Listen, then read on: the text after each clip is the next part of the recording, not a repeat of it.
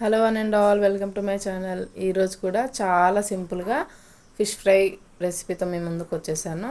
వంట రాని వాళ్ళు కూడా ఈజీగా చేసుకోవచ్చు. ఈ రెసిపీ అయితే సింపుల్ వేలో చేసి చూపిస్తాను. ఇంకా ప్రాసెస్లోకి అయితే వెళ్ళిపోదాం. ముందుగా ఫిష్ని నీట్గా వాష్ చేసుకోవాలి. అయితే మనం మామూలుగా ఫ్రై అనేసరికి డీప్ ఫ్రై చేస్తారు కదా, అంత దానికి మనం యూజ్ చేసిన ఆయిల్ అయితే దేనికి యూజ్ చేయలేం. ఫిష్కి యూజ్ చేసిన ఆయిల్ని వేస్ట్ అవుతుంది. కాబట్టి నేను తక్కువ ఆయిల్తో నేను ఫిష్ ఫ్రై ఈరోజు చూపిస్తాను. అన్ని ముక్కలకి ఇలా ఘాట్లు పెట్టుకోండి. దానివల్ల ఏంటంటే మనం తీసుకున్న ప్రతి బైట్ అన్ని మసాలాస్ లోపలికి వెళ్తాయి అన్నమాట. ఇంకా అందులో పసుపు, కొంచెం కారం మీ టేస్ట్ తగ్గట్టు వేసుకోండి. నేను ఇంతే వేసుకోమనేది చెప్పను. సాల్ట్, కారం మీ టేస్ట్ తగ్గట్టు అయితే వేసుకోండి. మ్యాక్సిమం మీరు ఏ నాన్ వెజ్ కర్రీస్ అయినా వెజ్ అయినా మీరు వాడే మసాలాస్ ఇంట్లోనే ప్రిపేర్ చేసుకోవడానికి అయితే 90% ట్రై చేయండి, బయట నుంచి తెచ్చిన వాటికన్నా. కొంచెం అల్లం వెల్లుల్లి పేస్ట్ వేసేసి అది కూడా ఫ్రెష్గా అప్పటికప్పుడు రుబ్బుకుంటే బెటర్. కొంచెం గరం మసాలా, కొద్దిగా జీరా పౌడర్ అయితే యాడ్ చేసేసాను నేనైతే. ఇందులో కొద్దిగా ఆయిల్ అంటే 1 to 2 tablespoons oil mix చేసేసుకోవాలన్నమాట. చేసుకొని ఇంకా ఈ మసాలాస్ని ఫస్ట్ మొత్తం ముక్కలకు నీట్గా మనం పెట్టిన ఘాట్లలో కూడా వెళ్ళేలాగా నీట్గా పట్టించేసేయాలి ముక్కలకి. కాసేపు అలా స్లోగా మసాజ్ లాగా మంచిగా చేస్తూ పట్టిస్తే ముక్కలు అయితే బాగా పట్టుకుంటాయి అన్నమాట మసాలాని. ఆ తర్వాత మాత్రమే నేనైతే కార్న్ ఫ్లోర్ యాడ్ చేస్తున్నాను.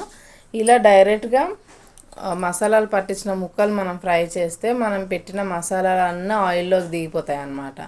అదే మనం ఈ టేబుల్ స్పూన్స్ అంటే ఒక 2 టేబుల్ స్పూన్స్ నేను కార్న్ఫ్లోర్ యాడ్ చేస్తున్నాను. దీనివల్ల మసాలా అనేది ముక్కకే పట్టుకొని ఉంటుంది. ఆ కార్న్ఫ్లోర్లో ఒక 1 టేబుల్ స్పూన్ అండి వాటర్, అంతకన్నా ఎక్కువ అవసరం లేదు.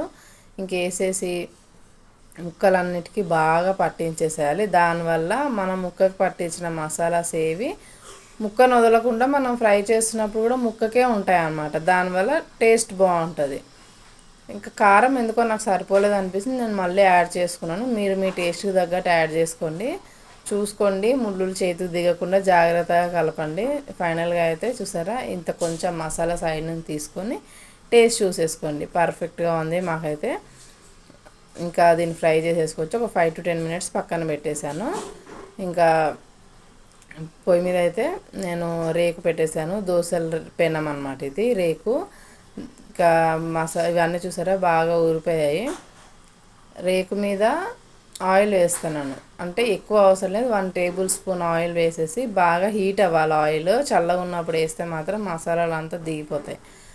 మనము వేస్తున్నప్పుడు ముక్క నుంచి కొద్ది మసాలా అయితే ఊడిపోతుంది కదా, మనం ముక్క వేస్తూ పైనుంచి మళ్ళీ మసాలాను అయితే అప్లై చేసుకోవచ్చు. అలా నేను ఈ రేకు మీద ఒకసారికి ఒక 4 పీసెస్ అయితే యాడ్ చేశాను. చేసేసి ప్రతి ముక్కకి మళ్ళీ మీద నుంచి కొంచెం మసాలా కోటింగ్ చేస్తున్నాను అనమాట. ఎందుకంటే మనం వేస్తున్నప్పుడు మన ఫింగర్స్ వల్ల కొంచెం మసాలా ఊడిపోతూ ఉంటుంది కదా. పైనుంచి మనకు కావాల్సినంత వరకు మంచి నీట్గా యాడ్ చేసేసుకోవచ్చు.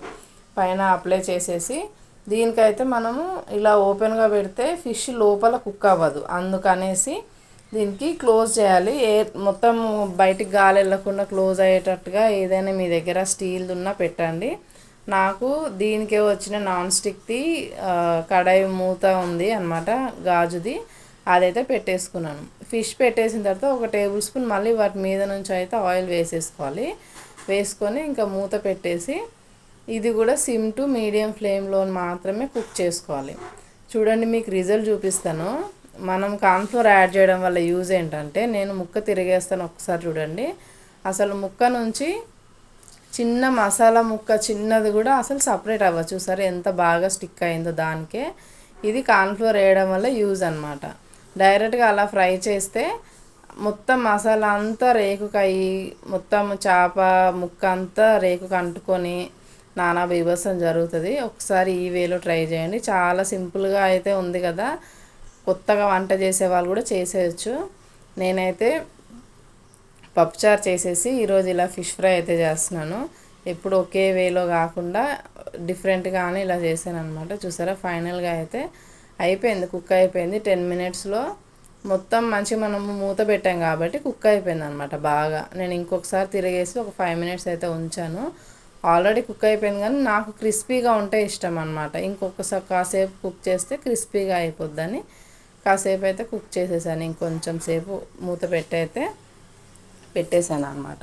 దీంతో అసలు రైస్ లేకపోయినా సరే ఈ ముక్కలు ఇలా నిమ్మకాయ పిండుకొని ఉల్లిపాయ పెట్టుకొని తింటే ఎంత టేస్టీగా ఉంటుందో అసలు.